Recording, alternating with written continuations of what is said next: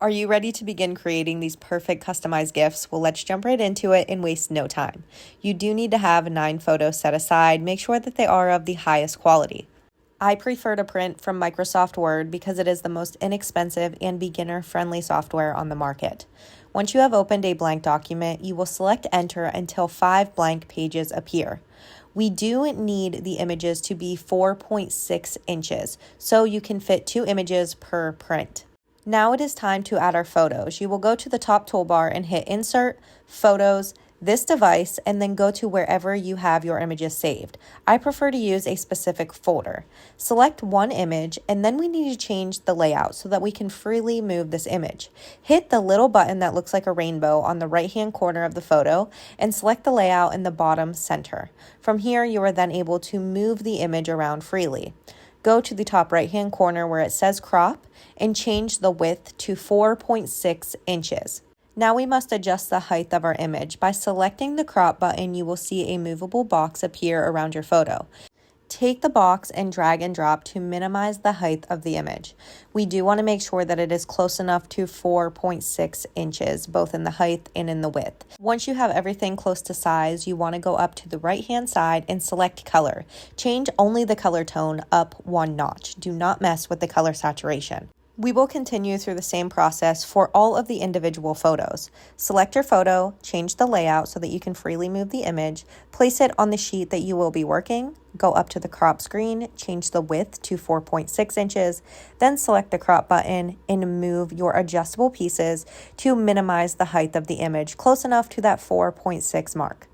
Once you have everything resized, you do want to once again change the color tone only up 1 notch, and please only make sure that you are changing the color tone and not the color saturation. Saturation makes things look a little abnormal, so I try to stay away from that. Now, when I am placing my photos, I try to place them as close as possible. That way it makes the cutting process once you've printed a little bit easier. I will say this can be the most challenging part, and it's not challenging as the sense that it's hard. It's just challenging because it takes a little bit of time. But I will say that once you get the hang of this, it moves super quickly and you will be a master before you know it.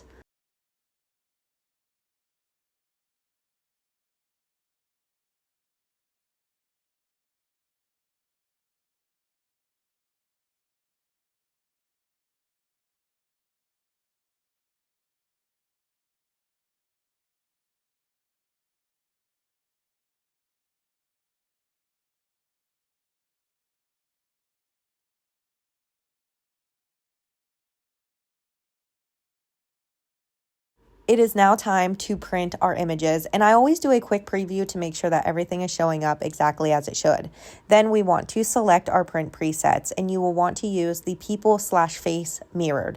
Make sure that it is mirrored. These presets are already in the group, so if you don't have them, bounce out of here and add these to your software. It will probably take about 20 to 30 minutes for all of these to print, but once they are printed, go ahead and cut these out.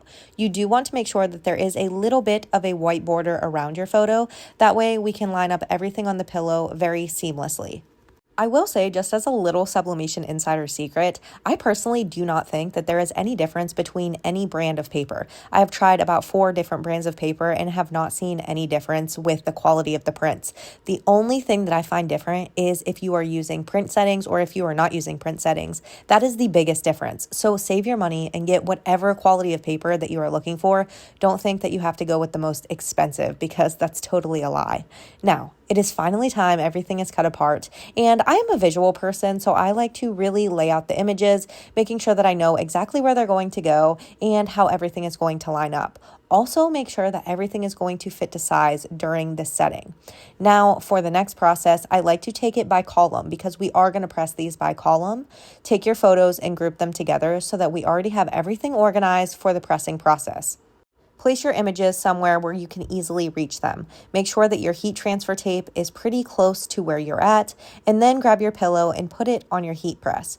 You always want to make sure that you are protecting the inside of this pillow so that there is no ghosting. And I personally just use copy paper. It is the most inexpensive way, plus you are going to throw this away at the end anyways. As previously stated, we will be working by column, so do a quick pre-press, removing any wrinkles or moisture.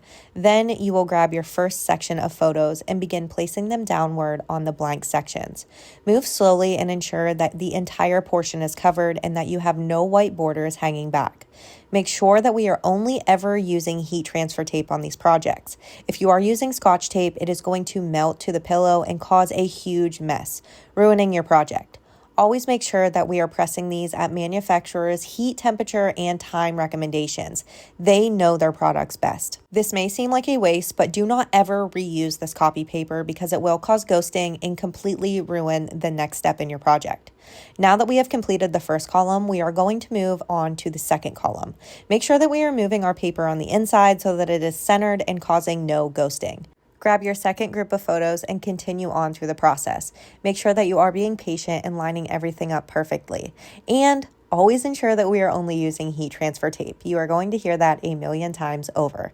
Then make sure that you are placing new pieces of copy paper and press for recommended time and temperature settings. It is now time to press the third column, and you will see that I like to switch my entire mat around. Now, you will find your own pressing techniques, and that is totally fine, but this is what works best for me. If you notice on that top photo, there is a white line there. I am going to show you how we can correct this mistake in the next segment. But for this, we will just continue through the regular process, taping down our images, covering up so that we get no ghosting, and pressing for recommended time and temperature settings. Mistakes do happen, and it doesn't mean that you have to throw your entire image away. I did see that there was some white here, and that is because when I pressed this wasn't all the way under the heat element, so the ink was still on the paper. I just went in and simply cut that image out, placed it back down, making sure to line up everything smoothly, and then pressing it again for temperature and time recommendations. As you can see, it turns out pretty much seamlessly, and it saved the project. These pillows are 16 inches by 16 inches, so you can purchase a 16 or a 17-inch insert and it will work perfectly. Here is a little sublimation pep talk if you are nervous to start the process. I always say that there is a sublimation equation. It is pressure, time, and temperature. All three are very important. Just follow manufacturer's instructions and you should be good to go. As always, I am so thankful that you are here on this platform beginning your creative journey. I know in the beginning it can be a little bit scary, but I promise you I am here for you every step of the way. Please feel free to leave any comments, feedback, or questions in the comment section below. I look forward to getting to know you and seeing all of the fun things that we can create together. I will chat at you very soon, and I'm so excited to upload more tutorials for the year of 2024. So let's get this thing started.